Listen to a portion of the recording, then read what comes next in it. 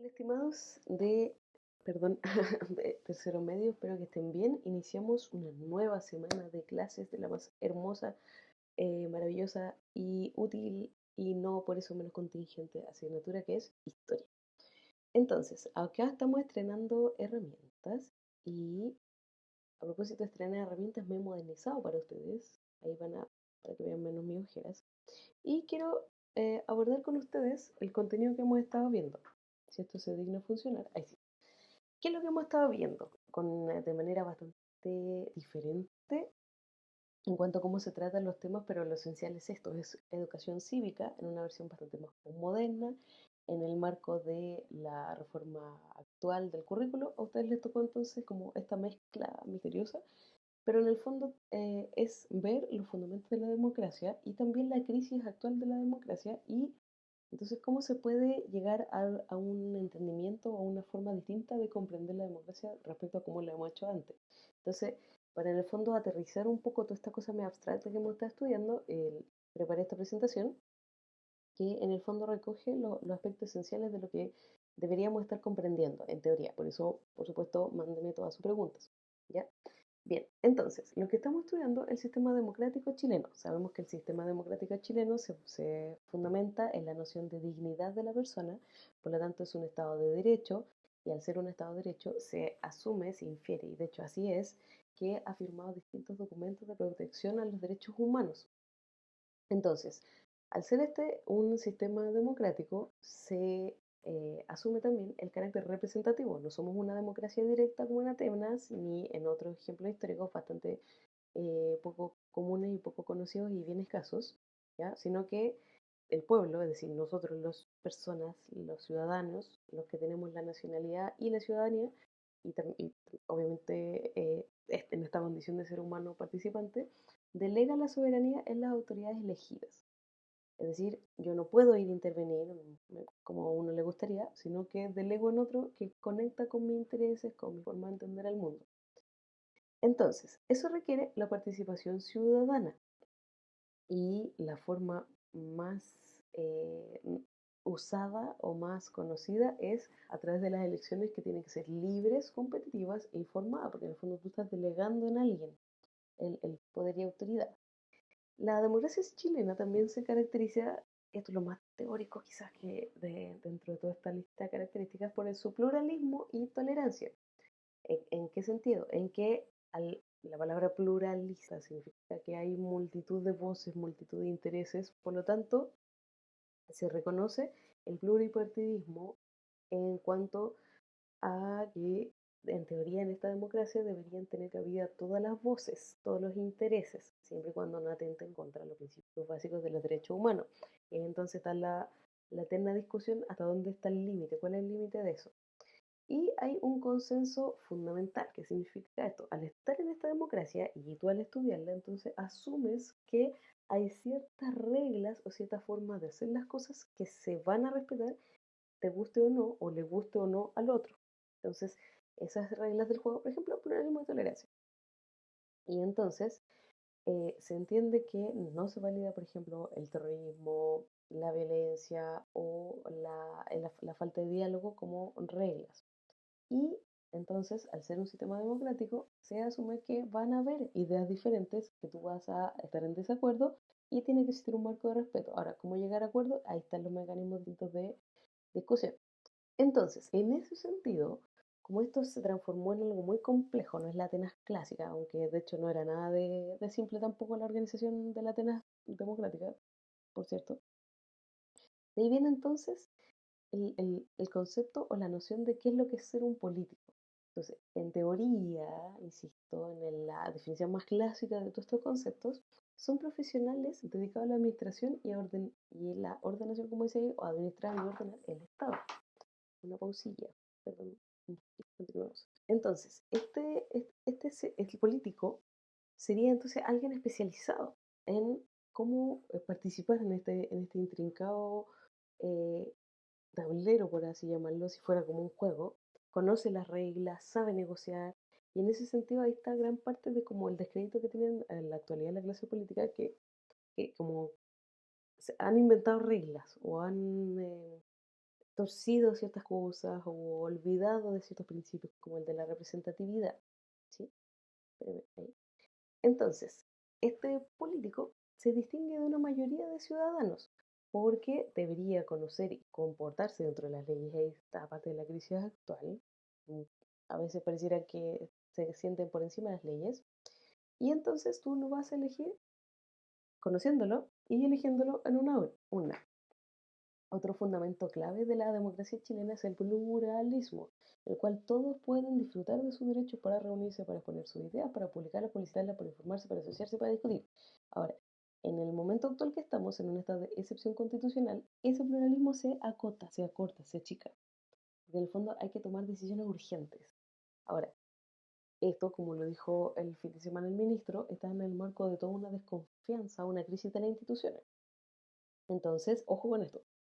Al ser pluralista, se pueden usar sin restricciones todos los medios lícitos adecuados a la determinación de sus propios principios. ¿Qué significa esto? Para transmitir la idea, entonces, puedo usar todos los medios lícitos, válidos, legales, que estime conveniente. ¿Cuál es la limitación? Que tú no ataques a ideas diferentes o incluso contrarias. Entonces ahí está el pequeño gran asunto. En el fondo, ¿hasta dónde llega este límite? A mí me pasa que de repente veo ciertos posteos y últimamente a veces en días sin filtro que siento que como que sobrepasan eso. Porque en el fondo tú puedes reaccionar casi estomacalmente a ciertas cosas, cierta injusticia, pero eso no hace que la otra persona que piensa distinto a ti pierda su calidad de ser humano, con su dignidad, aunque hable estupideces de repente, pero no deja de serlo, porque en el momento que yo me olvido que el otro es una persona con intereses, con derechos y por último con la posibilidad de equivocarse, en el fondo estoy, cuando yo cometa ese mismo error, voy a merecer el mismo castigo en el fondo. Entonces, ahí el límite, este asunto del límite es tremendo y es una cosa que los filósofos y los cientistas políticos se han venido preguntando por los siglos de los siglos. Entonces, ya lo he ido adelantando. Todo eso lo que yo le conté es el mundo ideal, es como el sistema político ideal. Ahora, ¿cuál es el problema? Que efectivamente durante los gobiernos de la concertación y obviamente posterior a los gobiernos de la concertación se ha venido dando una importante baja a la participación política entendida como sufragio. Ojo en esto, como sufragar, como votar. Y sobre todo en la población joven adulta, que ya cada día menos soy yo, sino gente más joven que yo. ¿Cuál es el punto? Es que uno de los fundamentos de este sistema democrático es la representación. Entonces, si elegimos a un X con un mínimo porcentaje de votos, entonces este no es representativo, por lo tanto torpedeamos el sistema, porque es una de las bases. Entonces, ¿cuál es el punto acá? Mientras menos representativa, entonces menos validez se siente, que es en el fondo lo que tú ves y empezó a ocurrir en octubre. Es como ya estoy aburrido de este político que se acomoda. A veces hay ciertos alegatos que tenían bastante sentido y otros expresaban más en el fondo esta frustración absoluta que ha existido. Sobre todo, ¿qué pasa? A mí me pasa que cuando yo estudio las definiciones técnicas, más te frustra, porque en el fondo uno dirá, ellos saben de todo esto, estarán conscientes del peso y la responsabilidad. Sospecha uno que no. Entonces, ¿cuál es el punto acá? Que esta crisis de representación política, hace rato la gente viene entendiendo, viene sospechando y los profesores venimos enseñando de que si bien la Constitución define al ciudadano de esta manera, sabemos que es mucho más allá de que eso, que no es solo votar. Y aquí, mire, fíjense cómo fue descendiendo. Cuando la inscripción era voluntaria, obviamente, yo una de las cosas que más quería hacer era votar, así que apenas cumplí los 18 me fui a inscribir y bueno, ahora el voto voluntario, ¿sí? Y esto es muy interesante, porque a pesar de que hay baja participación, un fenómeno no menor, pero también aumenta la abstención, el nulo blanco y la abstención electoral. Y esto es muy importante porque el nulo históricamente ha sido el voto de protesta y ha ido creciendo bastante y sobre todo en ciertas elecciones. Acá este gráfico me quedó corto, pero probablemente si lo encontraran, o me lo mandan por favor si lo encuentro por ahí, se va disparando. Bueno, la abstención ni hablarlo, o sea, una de las crisis de este actual, de este presidente y la anterior presidenta es su bajo porcentaje de votantes por el cual fue elegido. Entonces, acá uno de los diagnósticos del problema es que de todos los votantes, una mínima cantidad, potenciales me refiero, una mínima cantidad se está no inscribiendo o está decidiendo no ir a votar. Esto en el contexto de cuando el voto era había que inscribirse. Ahora recuerden que es inscripción automática, voto voluntario, y ni hablar de que al llegar al tiempo de las elecciones no van a votar. O los que van a votar, en el fondo, inclinan la balanza hacia un lado de la fuerza. Entonces, ¿cuál es el punto de acá? Es que hace rato que se instaló en este país toda esta transición y este reentendimiento de la democracia, es que aún así hay conciencia de participación política, pero no por los medios tradicionales, ¿sí? Entonces, ¿por qué? Porque hace rato que el concepto tradicional del ciudadano, como entendiéndolo solo el que va a votar, no calza, ¿sí? Y hay varios movimientos, aquí tendríamos que agregar para actualizar esto, octubre del 2019, con el frenazo actual, obviamente, que en el fondo el diagnóstico está hecho. No hay representatividad, una escasa participación, y entonces no se hace cargo o reacciona muy tarde a las transformaciones sociales. Y entonces han emergido nuevas formas de participación. En Chile, históricamente, la forma de participación más usada para obtener ciertos resultados ha sido el tema de la movilización social. Entonces, ¿cuáles?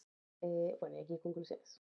Ya recontextualizar y significa resignificar qué es lo que es ciudadano, qué es lo que hemos estado trabajando. Saber que es ciudadano va mucho más allá de militar o participar en militar en un partido político o participar en elecciones. El ciudadano es un actor social todo el rato. Y eso, los últimos dos puntos, la verdad que no estoy de acuerdo. ¿Ya? Y eso es como el resumen del resumen de las ideas. Ahora, ¿a qué voy con esto? Este pequeño video tiene como dos objetivos. Uno, en el fondo, situarnos ya de manera concreta qué es lo que se supone que hemos estado estudiando. Este Chile, República Democrática, basada en la noción de dignidad y por lo tanto de derechos. Y al tener derechos, entonces buscamos el sistema que más se acomode a garantizar esos derechos, y entonces vemos este mundo ideal, la democracia como ideal, y la aterrizamos, nos pegamos un golpe con la realidad y vemos que el ideal no se condice con lo que se ha venido ejerciendo, sobre todo después de estas altas expectativas luego de la dictadura o el régimen burocrático autoritario que ocurrió en los años 90. Se generó una gran expectativa, después se volvió a inflar cuando ya se consolida la democracia y vienen los gobiernos switch, ¿sí? Bachelet, Piñera, Bachelet, Piñera. Y entonces ya revienta en el fondo, porque si hay una cosa que está clara a todo el mundo, que no hay que ser ningún genio para entenderlo, es que la ciudadanía va mucho más allá de votar. Y por último, si yo voto y delego mi poder en otro, espero que el otro cumpla. Y esta es la altura de la responsabilidad que se le dio. Ninguna de esas dos cosas en el diagnóstico actual ha ocurrido. Ahora, ¿será que solo estas formas alternativas de participar se remiten solo a la protesta, solo a la queja, solo al descontento? ¿Solo octubre del 2019? ¿O siempre hubo otros mecanismos que, por desuso, por desidia o por censura, en el pasado sobre todo, o por desconocimiento o por ineficiencia quizás, por falta de regulación quizás, aunque eso descártalo porque está bastante regulado casi todo eso? Mi teoría personal es que al haber sacado la educación cívica, muchos de estos mecanismos de participación pasaron al olvido y pasaron a un segundo plano, se les fueron quitando atribuciones por su desuso. Entonces, ¿cuál es el objetivo de la clase de hoy? Que tú conozcas otras formas de participación ciudadana, te informes, las conozcas bien, para que cuando te pregunten, ya, pues, ¿qué estás haciendo tú? Si yo entiendo que tú entiendas que ser ciudadano no es solo ir a votar, ya, vas a ir a votar, y después de eso, ¿qué?